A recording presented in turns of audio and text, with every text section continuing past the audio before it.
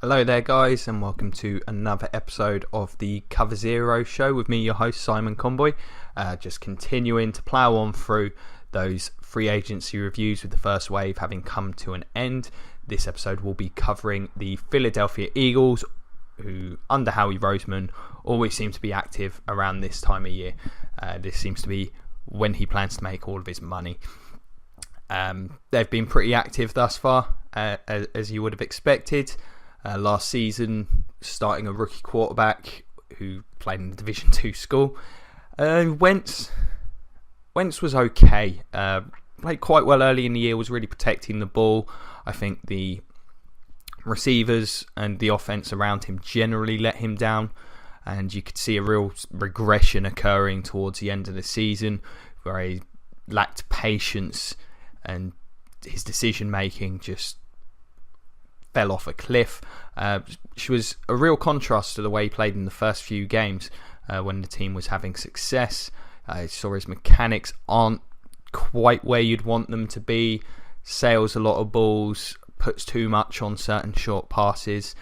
He's getting a bit of a pass. Don't get me, as I say, the receivers weren't great. There were flaws. He shouldn't get a pass because that regression was, to me, not acceptable. You want to see progress, of course, with your rookie players, and really towards the end of the season he was one of the worst starting quarterbacks in the league, and I understand that team kind of just fell off across the board. The defense was locked down early on in the year.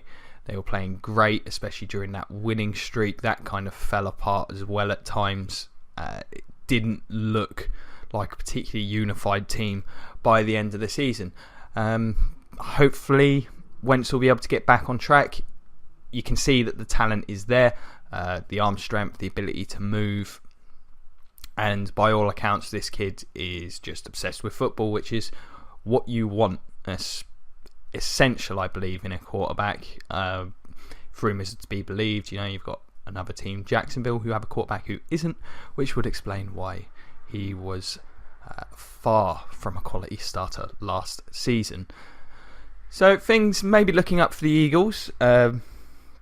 Needs I had listed for them going into free agency, the top three needs. I think anyone will understand the first one, wide receiver.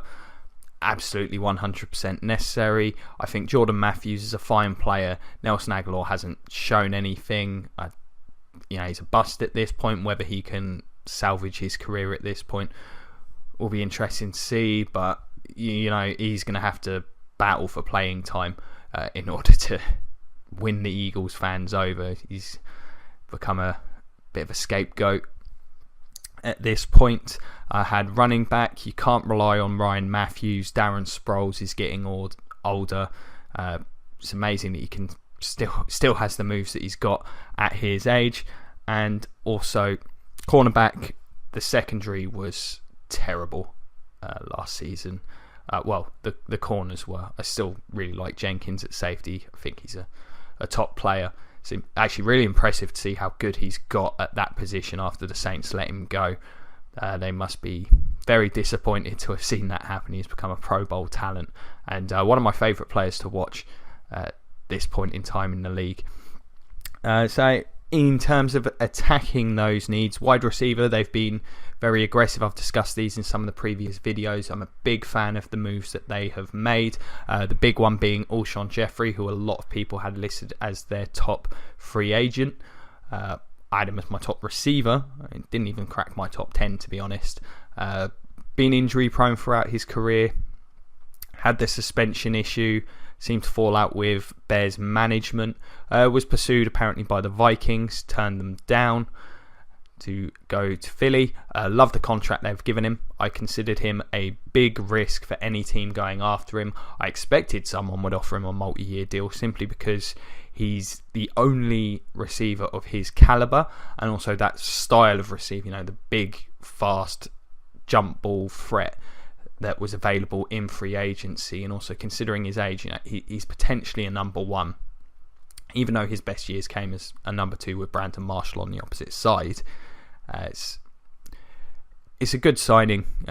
1 year, 14 mil. 40 mil is a lot, but you could be getting a number one. Apparently it's 9 million in base salary, so the rest of it is incentivized. With that being the case, great deal for the team.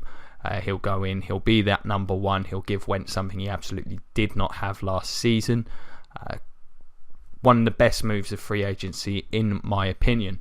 They've also got Torrey Smith to come in and play that position. He was cut by the Niners after 2 just wasted seasons in San Fran. Again, this is one of my favourite deals. 3 years, 15 mil apparently. It's basically 3 separate 5 mil a year options for the team. Great deal. Again, no risk. They can cut him pretty much at any point with no repercussions, or few repercussions. Was a very productive player during his time in Baltimore. Don't believe he can be a number one. He won't be asked to. Jeffrey will take that role, and then I think it will be between Jordan Matthews and Torrey Smith to see who the number 2 is. Either way, you have to think they're at least 3 deep at receiver now, and it's a low risk deal. It could really work out. He could be a high end number 2, I believe. As I say, very good in Baltimore, gives them a potential deep threat.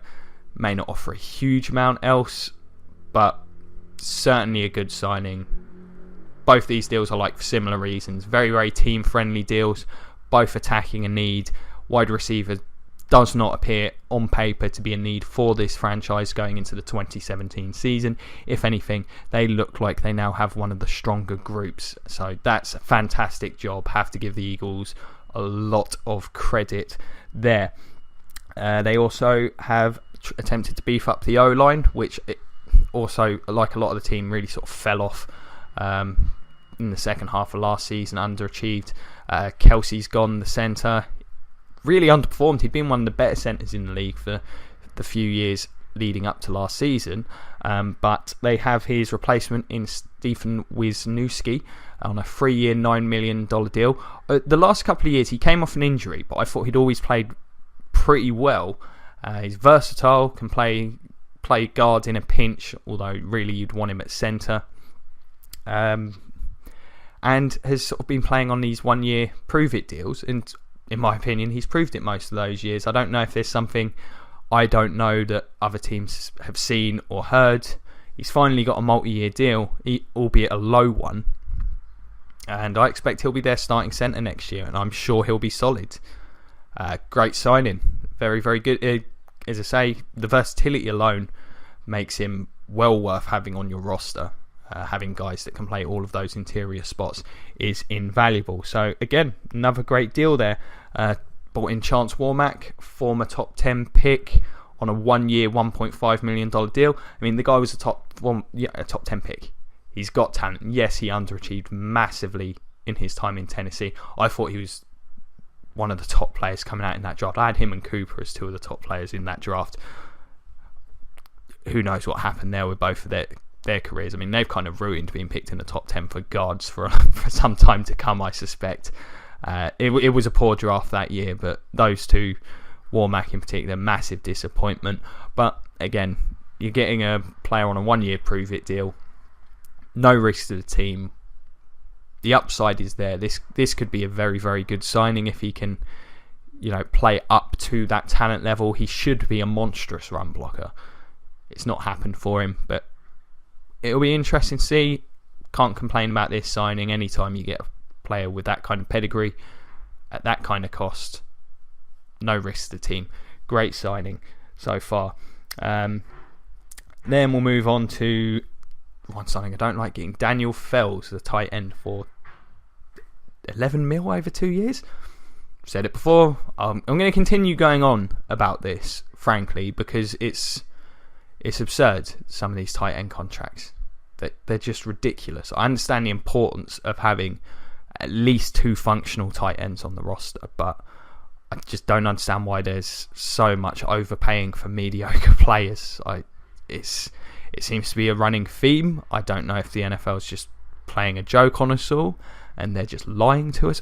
I don't get it. He's an okay blocker, not a receiving threat.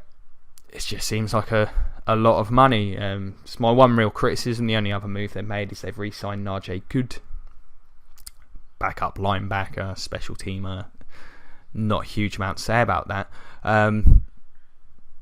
But I'll get over this tight end hatred. I probably won't, actually. It's bad. But don't let that take away from what the Eagles have done. I think they've had one of the better free agency periods thus far. Really took away a couple of needs. The interior of the offense may not be much better, but it could be. And it's at very low cost to the team. Similar thing, they've attacked that receiving position. It now actually looks like it could well be a strength of the team. Definitely doesn't look like a major need anymore. They've done so at low risk and gotten in proven NFL talent. It is very rare that you can say that about a team in free agency, that they've taken a need position where they need at least 2 players to be bought in, attacked it in free agency, and they haven't overpaid. They've got proven players, and there's very little risk attached. I mean, that's very impressive. They should be very happy with themselves there. In terms of the team losses, there is one that will be felt. That's Benny Logan, one of the better run-stuffing defensive tackles in the league. He's gone to Kansas City. That's a loss. There's still some nose tackles out there. I think if they could get Jonathan Hankins, who's still loose, get him from the Giants, that would be a good move. I think he'd play that same role, and I think he can play that effectively. They lost Nolan Carroll. He's gone to the Cowboys. Corner still remains a huge need. Expect them to attack that. There's still some good corners out there. Potentially they could look at Claiborne. They could go get Carr as a veteran. I don't know if I'd want him as a number 1. You probably wouldn't. You'd hope to do better, to be honest, just because of his age. I think it's always risky once you get corners at age. But he's an experienced player who's played very well at points in his career, so that could be an option. So yeah, that will be interesting. I've still got Connor Barwin out there. He was cut for cap reasons. Wouldn't be shocked to see him re-sign with the team. I think he's got more value there than he does elsewhere. He's had some good seasons in Philadelphia. So yeah, going into the draft, a lot of the needs still remain the same. I still feel like they need a running back. There's still guys out there. The team showed interest in Jamal Charles apparently early in free agency. He'd be a good signing. I can say that about Jamal Charles with a lot of teams. I think if he's healthy, he offers that diverse set. One of the best receiving backs in the league. If he's healthy, could still be a very good in between the tackles runner. I feel, I don't want to make out like he'd be a great fit with the Eagles just because of they're the Eagles. He'd be a great fit in a lot of spots. So expect to see them attack that. Definitely expect to see them attack the defensive back market, and if not, they'll go after some guys there in the draft. I feel like the offensive line's getting a bit older. They could probably start looking for some guys there. But going into next season, really, like with so many of these teams with young quarterbacks, it's about Carson Wentz. Can he stop that regression that we saw and start progressing, really improve those mechanics, start seeing the field a bit better than he was? And if so, the future's bright for this team. He's got so many better options than he did last season. He's not going to be able to use the receiving core as an excuse, or at least that's not an excuse that's going to be made for him, I don't suspect. So still got a fairly talented offensive line. If they can get him a runner, he's got everything there that he needs to be successful. Defensively, they've still got a good line there. Fletcher Cox is a beast. So it could be a tough division. This team will go as far as Wentz likely can take them, and they're going to need to shore up that defensive backfield. But thank you very much for checking this video out, guys. The rest of the NFC East will definitely be up today, hoping to get the South and possibly also the West up today as well. Don't forget, like, share, subscribe, all that good stuff. Feel free to check out the Patreon, that would be good. Check out some more of my videos. All of that, greatly appreciated. What do you think of what the Eagles have done so far? So I've been quite complimentary. I do think they've been one of the early winners of free agency this year. Are you happy with these deals? Do you think the Torrey Smith deal's a really good value deal? Let me know what you think of Carson Wentz last season. Any suggestions for videos? I'm more than happy to comment on them. I'll get to all the ones that I can, and I will try and do any suggested videos for people if there's any topics they want covered. Thank you very much for your time. Have a great day, and as always, go Bucks.